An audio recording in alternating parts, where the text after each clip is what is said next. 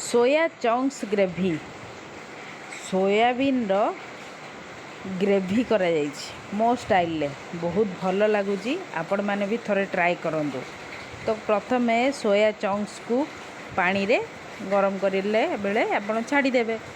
छाड़ी सारापर जिते से फुली सारापर ताकू भलसे आपण मैंने पानी बाहर करदे। से बाहर कर सारापर हलदी लुण काश्मीरी पाउडर कॉर्न फ्लोर और पकईकी भलसे गोले देवे।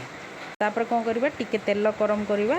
तेल गरम कर सारापर से कौन करवा आमे जो गोले सेटा को भाजीदवा। सोया चंक्स गुड़ा को भाजी सारापर कैप्सिकम आउ प्याज को मु क्यूब साइज रो काटी देइछि ताकू से भाजीदवा।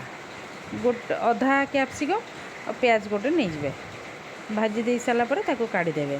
मु आगुरी कौन करी आलू टिके सीझे देती। आलू टिके मत भल लगे तो से पकई पार्टी से ऑप्शनल आपण पकई पारतु। जो कड़ईटा आम करूँ से कड़ई रे ही गोटा गरम मसला तेजपत्र पकईदेवे। आउ अदा रसुण पेस्ट जो आम करूँ टिके सेटा पकईदेवा।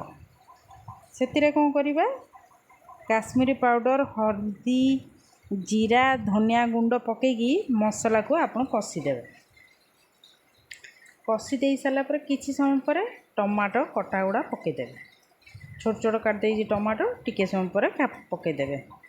पकई सारापर आलू जो आम भाजी से आलू को मसला सहित कषि दियो। कषि दे सारापर टिके पानी दे दिए कहीं पोड़ीज कषाटा टे पानी दे दिए। पर सोया चंक्स जो आम भाजी से पकई दियंतु। से टिके कषिला परे सेतिरे एबे ग्रेवी हम से टिके पानी दे दियंतु। पानी दे सारा परे कौन करवा टिके फुटीगला परे आपण जो भाजी तिले कैप्सिकम और प्याज से पकई दियंतु। टेस्ट गरम गरम सर्व करंतु बहुत भल लगुच। आउ खाइयापी एटा आपण रुटी सहित खाई पारंती भात सहित भी खाई पारंती किछि असुविधा ना। भल लगुच दीटा सहित। आपण मानक ये वीडियो जदि भल लागिवो ताहले लाइक और शेयर करंतु। आउ जदि भल लगुच ताहले कमेंट करी जणांतु भी एटा केमिति लागिला। सब्सक्राइब करंतु। धन्यवाद।